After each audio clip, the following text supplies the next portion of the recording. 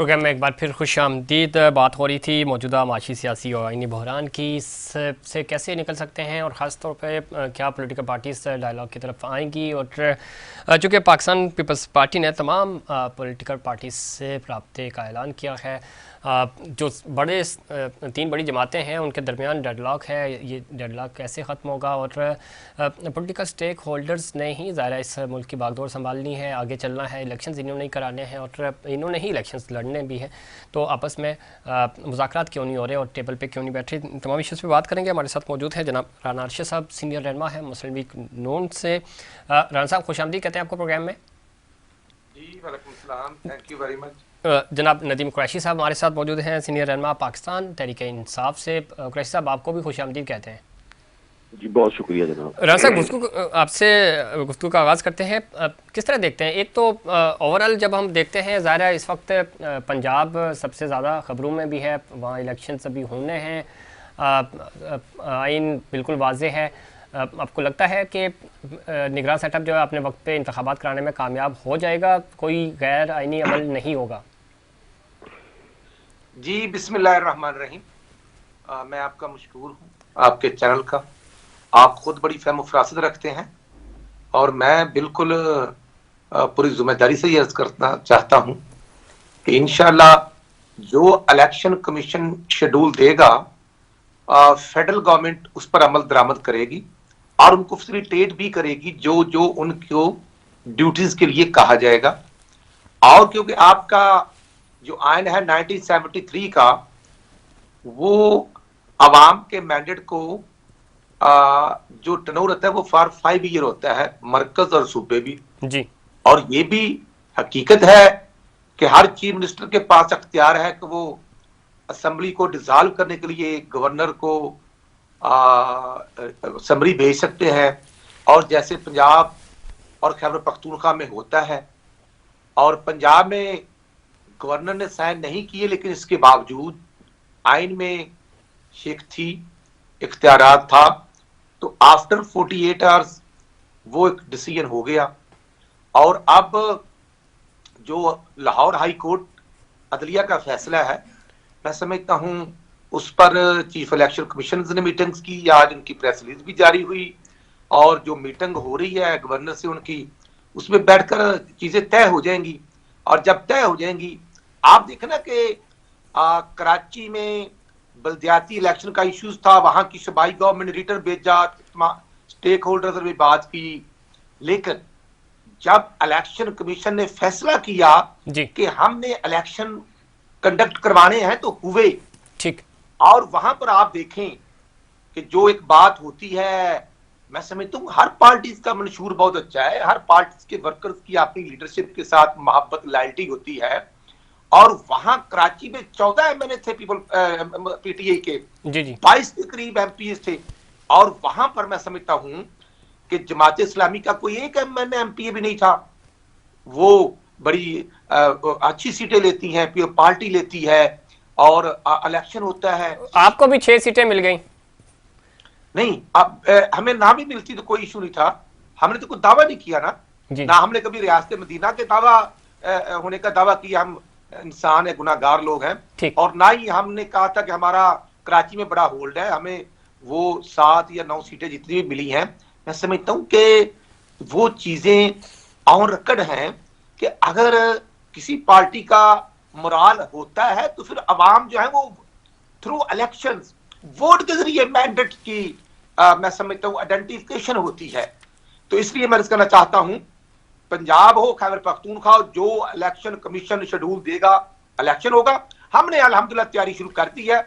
1 फरवरी से हमारा जो पहला कन्वेंशन बहावलपुर डिवीजन में जो हमारे ऑफिस बेयरर्स और वर्कर्स का हुआ है, उसकी कंटिन्यूटी है और ये होता जाएगा। जो चीफ ऑर्गेनाइजर मरियम बीबी जलसे कर रही हैं, और हमने जो पंजाब की मीटिंग जो सूबाई सदर राणा सनाउल्लाह खान साहब हैं, जो फेडरल मिनिस्टर भी हैं, हमारी जो पंजाब की 297 कॉन्स्टिट्यूएंसीज है, हमने मीटिंग्स करके जो हमारे कैंडिडेट थे वो तो हमने 3 हफ्ते पहले के मंगवा लिया। हमने 9 दिसंबर को। राना साहब इसमें एक क्विकली जवाब चाहूंगा, फिर मैं कुरैशी साहब की तरफ जाऊंगा।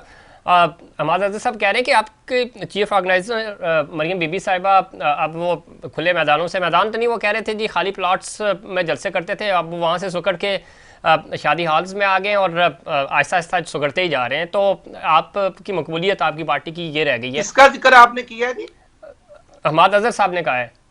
ये वो गालबन वो मियां अज़हर के बेटे हैं जो वो मुस्लिम लीग नून में हमारा नायब सदर था पंजाब में, फिर शबाशी साहब ने और नवाशी साहब ने इनको गवर्नर बना दिया, और सब जब 12 अक्टूबर 99 को कू हुआ तो ये भाग के पार्टी छोड़ के काफ लीग बनाई, और काफ लीग में 2002 में भारी अक्सरियत से दोनों सीटें हार के, और अब पीटीआई में ये गाय में गाय फिर रहे। मेरा ख्याल ये हमाद वही मियां अज़हर का बेटा, तो वो अपने गिरबान में नहीं झांकेंगे कि उसकी 25 जुलाई 2018 के वो आरटीएम सिस्टम के अब्दी नींद के नतीजे में वहां तो मेरा इश्तियाक अनाउंस हो गया था, अगले दिन फिर ये हमाद अज़हर साहब वारद हो जाते हैं, इसलिए मैं उनका जिक्र भी नहीं करना चाहता। और हमें समझते हैं अल्हम्दुलिल्लाह मरियम बीबी जो जलसे कर रही हैं वो नजर आ रहे हैं, और अगर मैं समझता हूं कि पीटीआई भी करेगी तो हमें खुशी होगी, लेकिन अब मैं समझता हूं कि ज़मान पार्क से बाहर निकलना चाहिए। अब ज़मान पार्क में पूरे पंजाब से लोगों ने कैंप लगाए हुए हैं, रोड बंद है, लोगों का रास्ता गुजरने का नहीं है, मैदान सजेगा और इलेक्शन मैदान भी होगा, पंजाब के करिया करिया हर डिस्ट्रिक्ट और हर पीपी में होगा, और उसी तरह खैबर पख्तूनख्वा में होगा। हमने अल्हम्दुलिल्लाह तैयारी मुकम्मल कर ली है, ठीक है। और इसलिए क्योंकि हमारे गवर्नर ने सिग्नेचर नहीं किए थे, जी। हम इस मैं समझता हूं कि अवाम के मैंडेट की धज्जियां उड़ाने वालों में शामिल नहीं होना चाहते थे, इसलिए अब जो इलेक्शन की डेट आएगी हम हर तरीके से तैयार हैं और इंशाअल्लाह भरपूर इलेक्शन लड़ेंगे। ठीक है राणा साहब, जरा पूछते हैं ना जी। पंजाब से मुस्लिम लीग नून हम अपने कायद नवाशी की क़यादत में भारी अक्सरियत से जीतेंगे इंशाअल्लाह। चले जी, पूछते हैं ना नदीम कुरैशी साहब से कि मुस्लिम लीग नून तो तैयारी कर चुकी है। कुरैशी साहब गुफ्तगू आप सुन रहे थे, राणा साहब तो भरपूर जोश जज्बे के साथ बता रहे हैं कि माहौल बन गया है, जिस तरह PSL का आगाज़ हो गया इसी तरह वो कह रहे हैं मैदान सजेगा। आप ज़मान पाक से बाहर निकले हैं, आप पूरे पाकिस्तान में आएँ और खुल के मुकाबला करें। बिस्मिल्लाहिर्रहमानिर्रहीम। राणा साहब ने बिल्कुल ठीक फरमाया।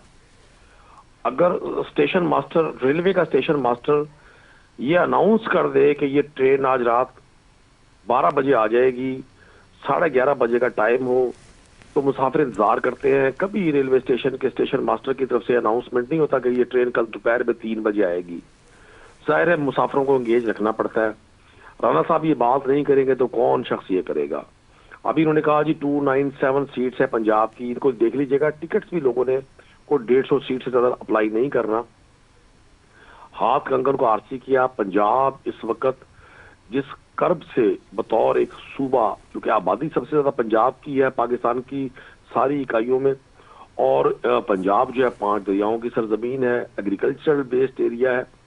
जिस तरह से आज यहाँ गंदुम के लिए, आटे के लिए, सब्जियात के लिए, घरों में पकने वाले खानों की जरूरियात के लिए, किचन आइटम्स के लिए, मैं और कोई बात नहीं करता, बिजली, पेट्रोल, डॉलर, माशी GDP, और वो मैं आम आदमी की बात करूंगा। जो लोगों का हशर इन्होंने इस 10 माह में किया, लोग इनकी शिद्दत से मुंतजर है। लोग ढूंढ रहे हैं कि वो कौन सी अजीम महान हस्तियां हैं जो टीवी पे 4-4, 5-5 लाख की टाइज लगाकर और करोड़ों की घड़ियां बांधकर और करोड़ों के सूट पहनकर ये जो एयर कंडीशन ऑफिस में और लग्जरी किस्म के उसमें ऑडिटोरियम्स में ये जो लेक्चर्स देते हैं कौम को सुधारने का, कौम को संभालने का, पाकिस्तान की मईशत को संभालने का, वो कौम इंतजार में, वो कौम इन्हें संभालेगी।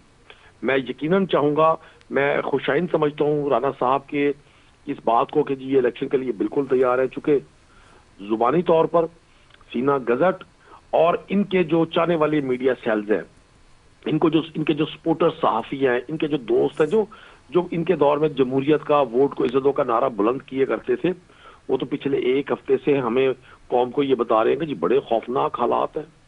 PSL के लिए तो रेंजर्स और दीगर एजेंसीज आ सकती हैं, इलेक्शन के लिए नहीं आ सकती।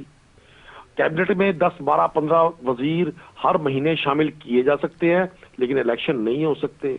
पाकिस्तान के तमाम वज़रा, मुख्तलिफ बिलखुसूस वजीर खारजा पाकिस्तान, हर चौथे रोज एक मुल्क से दूसरे मुल्क में बगैर पाकिस्तान आए दौरे तो कर सकते हैं, इलेक्शन नहीं हो सकते।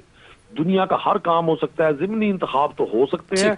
कुरैशी साहब, अभी थोड़ी देर पहले मैं चौधरी एतराज हसन साहब से बात कर रहा था, तो वो फरमा रहे थे कि अब चूंकि मामला जो है वो इस्लामाबाद, मेरा सवाल था उनसे कि इस्लामाबाद में जो मलयाती इंतखाबात थे, वोटर्स क्यू बना के खड़े रहे लेकिन इलेक्शंस नहीं हो सके, तो अगर यहाँ पे भी मामला होता है, अदालत के फैसले को चैलेंज किया जाता है, तो उन्होंने बड़े वाज़ेह तौर पे कहा कि आइन ज़ाहिर है 90 दिन के अंदर इलेक्शंस कराने हैं आपको, 91 दिन नहीं हो सकते, फिर अगले 11 दिन है आपके, 21 दिन है, उसके अंदर आपने ज़ाहिर है निगरान वज़ीर-ए-आज़म लाना है। तो वो तो ये कह रहे हैं कि अगर आइन मौजूद है, अदालतें मौजूद हैं, अगर इस तरह की कोई बात हुई, डिले हुआ, तो फिर आर्टिकल 6 भी लग सकता है। ये तो हम डिक्टेटर्स पे लगाने की बात तो करते हैं, लेकिन आइन शिकन और उसमें जो लोग इन्वॉल्व होंगे उनके ऊपर आर्टिकल 6 लगेगा। देखिए जी, आइन शिकनी के जुर्म की वाज़े तौर पे उसके किरदार का तयन है पाकिस्तान के कॉन्स्टिट्यूशन में। तो मैं तो अब क्या आर्टिकल 6 की बात करूं, ये तो कानूनदान बात कर रहे हैं, एतराज हसन साहब जैसे लोग, डॉक्टर बाबर अवान जैसे लोग, अजहर सिद्दीक एडवोकेट जैसे लोग और दीगर मुख्तलिफ इस्लामाबाद हाई कोर्ट बार के सदर, सुप्रीम कोर्ट बार काउंसिल के प्रेसिडेंट, तमाम लोगों की आरा आपके सामने है। कानूनदान कानून के तमाम असरार और रमूज को जानते हैं, वो समझते हैं कि किस जुर्म की क्या सजा है। मैं नहीं समझता कि पाकिस्तान में मौजूद जो हमारे आला अदलिया के जज हैं वो इन हालात में कोई भी आइन से मावरा कदम उठाने देंगे। मैं नहीं समझता पाकिस्तान की वकला कम्युनिटी, पाकिस्तान की सिविल सोसाइटी किसी भी शख्स को अब किसी सियासी मुहिम जो की इजाजत देगी।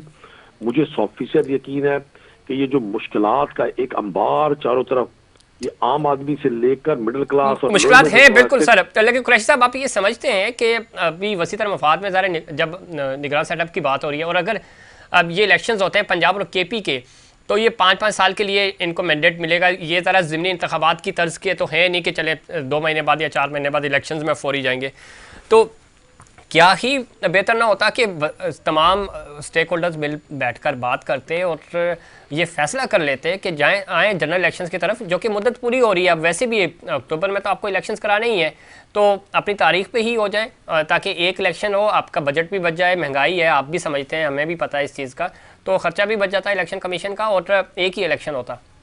बिल्कुल, आपकी बड़ी दयानताराना और मौका माहौल के हवाले से बड़ी मस्बत और बड़ी मुतवाजन राय है। यही होना चाहिए, यही होना चाहिए, लेकिन ये कौन करेगा?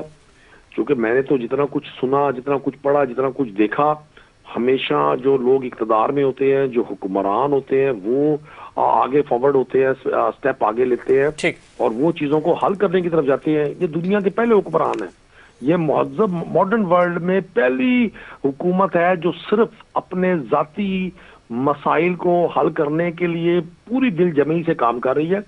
लेकिन मुल्की लेवल पर, क्योंकि जब मैं क्वेश्चन करता हूं किसी शख्स से, किसी के पास कोई आंसर नहीं है। अब ऑलमोस्ट 1 साल होने वाला है इस गवर्नमेंट को, आपको चंद माह की बात नहीं है, 1 साल बड़ा अरसा है। हमें भी 3.5 साल मिले थे, जिसमें से 1.5 साल कोविड ने हमें सांस लेने दिया, आपको, मुझको, पूरी कौम को।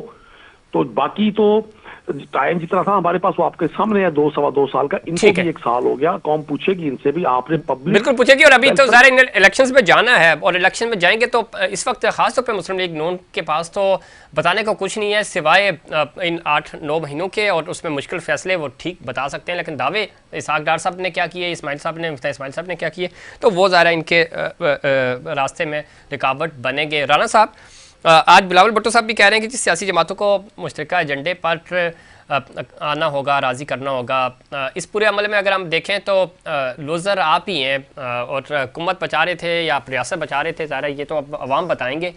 मुश्किल फैसले आहिस्ता आहिस्ता जो आपके साथ इत्तेहादी थे, पाकिस्तान पीपल्स पार्टी तो दावा कर रही है, ज़ाहिर हम PDM में नहीं है, लेकिन आपके इत्तेहादी ज़रूर हैं वो, तो वो सब लोग साइड हो जाते हैं, ऑनरशिप नहीं लेते। इवन मरियम बीबी ऑनरशिप नहीं लेती, वो भी कहती हैं कि जी शहबाज शरीफ साहब क्यों महंगाई कर रहे हैं और ये फैसले नहीं होने चाहिए। मियाँ साहब मीटिंग छोड़ के चले जाते हैं, नाराज़ होते हैं, नाला होते हैं। तो आपको लगता है कि आप ज़रा इलेक्शंस में जाएंगे तो किस बयानिए के साथ जाएंगे?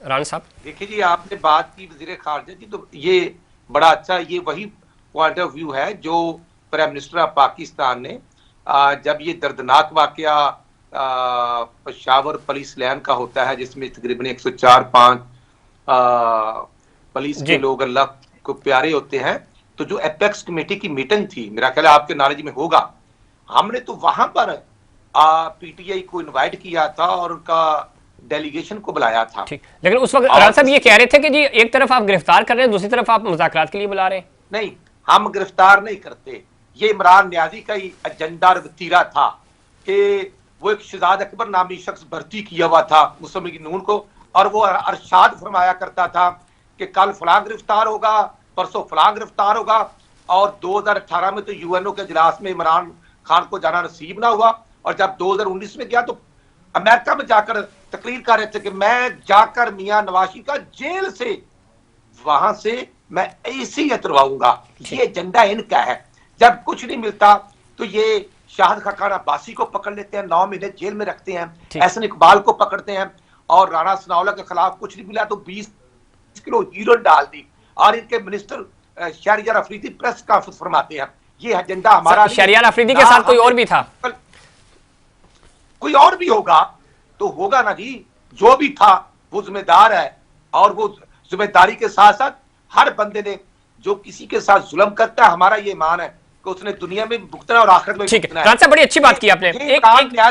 ये इमरान न्याजी ब्रांड जो 2017 में लॉन्च किया गया, और मैं समझता हूं कि ये जरूर इस्लाम साहब से लेकर राणा साहब मैं से लेकर आपकी मौजूदगी का फायदा उठाते हुए, राणा साहब आपने टॉपिक इस तरह का छेड़ दिया। एक चीज बड़ी इंपॉर्टेंट है, बड़े खुद भी सीनियर और बड़े ज़ीरक सियासतदान है, ये वक्त नहीं है, माजी में जो होना था हो चुका है, किसी की ज़ातियात पे ना जाएं, ज़ाती हमले ना करें, कोई माइनस नहीं होता। पाकिस्तान की सियासत में हमने देख चुके हैं कि बड़ी कोशिशें की गई, सियासी इंतकाम नहीं लेना चाहिए। हाँ, जेन्युइन केस हैं तो लेके जाएं, अदालतों में फैसले हों जो जिसके भी हक में। तो हमें इस चीज़ से बाहर निकल कर अब वसी तर मफाद में तमाम स्टेक होल्डर्स को ऑन बोर्ड होना चाहिए और सियासी इंतकाम नहीं लेना चाहिए, और छोटे छोटे माजी में हमने बहस चोरी के मुकदमात भी देखे, उस तरह की चीज़ें नहीं करनी चाहिए। जी बिल्कुल, मैं तो यही चाहता हूं, मैं तो यही कहता हूं, और आपकी खिदमत में मैं अर्ज करूंगा कि मुझे बताएं कौन सा सियासी मुकदमा शेख रशीद साहब के खिलाफ, जो पार्टी का नायब सदर पिंडी का मदई है, आजम स्वाति साहब ने जो ट्वीट दिए थे वो आपके सामने हैं, शहबाज गिल साहब का केस है, और फवाद चौधरी साहब ने जो अरशादात फरमाए थे इलेक्शन कमीशन के मतलब, उनका सेक्रेटरी उनका मदई है। हम स्टेट या हमारा अदारा या हम मुस्लिम लीग नून किसी के खिलाफ ना है। हाँ, अब तोशा खाना के केस तो इमरान खान साहब ने भुगतने हैं, वो गलत है, तो बिल्कुल अदालत को वो तोशा खाना में तो सबके ही केसेस हैं। ठीक, वक्त खत्म हो रहा है, मैं जरा कुरैशी साहब आर्टिकल 6 की बात हुई थी जी, तो जब सुप्रीम कोर्ट ने सो मोटो एक्शन लिया था तो वहां पर असेंबली डिसॉल्व जब डिप्टी स्पीकर ने टेकअप किया और इमरान खान ने असेंबली डिसॉल्व की, और आधे घंटे के अंदर अंदर डॉक्टर आरिफ अलवी साहब ने उसकी अप्रूवल दी थी। वो है आर्टिकल 6 के मुर्तकब, इनके ऊपर आर्टिकल 6 लगना चाहिए, आइन को तोड़ने का जुर्म लगना चाहिए। हाँ, अगर ये जुर्म हम करें तो हमारे ऊपर भी वही कानून लागू होता है जो इनके लिए लागू होता है। वक्त खत्म हो रहा है, मुझे जरा कुरैशी साहब का पॉइंट नहीं। जी जी, अब ये मैदान सजेगा, और इंशाअल्लाह अब इमरान खान ने पंजाब में 4.5 साल की हुकूमत, और खैबर पख्तूनख्वा में 9.5 साल की हुकूमत, और मरकज में 4.25 साल की। राणा साहब आपका पॉइंट आ गया, वक्त खत्म हो रहा है। कुरैशी साहब मैं सवाल नहीं कर रहा, रिस्पॉन्ड कर दें। कौम को बताएंगे कि 2017 से लेकर आज तक पाकिस्तान के खिलाफ क्या साजिश थी, राणा साहब आईएमएफ के साथ क्यों एग्रीमेंट किया, सर रिटन एमओयू साइन किए, और वो किसने किए, वो इमरान खान साहब ने किए। राणा साहब आपका पॉइंट आ गया, उन एग्रीमेंट्स पर अमल कर रहे हैं। पॉइंट आ गया सर कुरैशी साहब। ये बेरोजगारी जो है, और सर कुरैशी साहब को कर लेते हैं, वक्त खत्म हो रहा है। जी कुरैशी साहब रिस्पॉन्ड कीजिए। राणा साहब समझ रहे हैं शायद आज की गुफ्तगू से ही ये इलेक्शन जीत जाएंगे, तो मैं इसलिए खामोशी से सुन रहा हूँ कि चले जी राणा साहब की ख्वाहिश दिल में। राणा साहब जज्बाती अंदाज में आज तकरीर कर रहे हैं। हाँ राणा साहब, असल में राणा साहब को पता है मैं जलसों से तो खिताब अब कर नहीं सकता, पाकिस्तान की और पंजाब की बिलखुसूस आवाम बड़े गुस्से में है, तो इन्होंने कहा टीवी का फायदा उठाऊं और पूरा जोश और जज्बा अपना जो बातिल चिकन खिताब है, शोला ब्याह अपनी जो मुकर्री है, मैं यही सुना दूं लोगों को। लेकिन मैं आपको एक अर्ज करता हूँ जफीर साहब, अपने हम सब लोगों को, सियासतदानों को बिलखुसूस, अगर तमाम कम्युनिटीज, पाकिस्तान के तमाम इदारों के लोग, मुख्तलिफ तबकात के लोग इकट्ठे हो सकते हैं, मैं समझता हूँ अब सियासतदानों के लिए भी ये एक बड़ा अहम तरीन वक्त है कि अगर पाकिस्तान में डेमोक्रेसी को आगे बढ़ाना है, पाकिस्तान में सियासतदानों का खोया हुआ एतबार लोगों की नजरों में बहाल करवाना है, लोगों को इस बात का यकीन दिलवाना है कि वोट को नारा दो सिर्फ एक स्लोगन के तौर पर इस्तेमाल नहीं होगा, सही मानों में वोट को रिस्पेक्ट दी जाएगी और अवाम ताकत का सरचश्मा है, ये सिर्फ नारों के लिए लफ्ज नहीं इस्तेमाल होगा, इस पर भरोसा किया जाएगा। तो फिर हमें चाहिए हम दस्तूर और कॉन्स्टिट्यूशन के मुताबिक जो जिस करेक्टर का जिस शोबे का जो तयन किया है दस्तूर ने, हम उसके मुताबिक आगे बढ़ें। बिल्कुल बढ़ना चाहिए आगे। वक्त खत्म हो गया, आईने पाकिस्तान को 50 साल भी मुकम्मल हो गया, हमें आइन पे अमल करना होगा। दोनों मेहमानों का बहुत शुक्रिया। नाज़रीन, ये था हमारा आज का प्रोग्राम। उम्मीद करता हूँ दीगर प्रोग्राम्स की तरह आज का प्रोग्राम भी आपको पसंद आया होगा। मुझे और इनसाइड पाकिस्तान की पूरी टीम को दीजिए इजाज़त। अल्लाह निगहबान।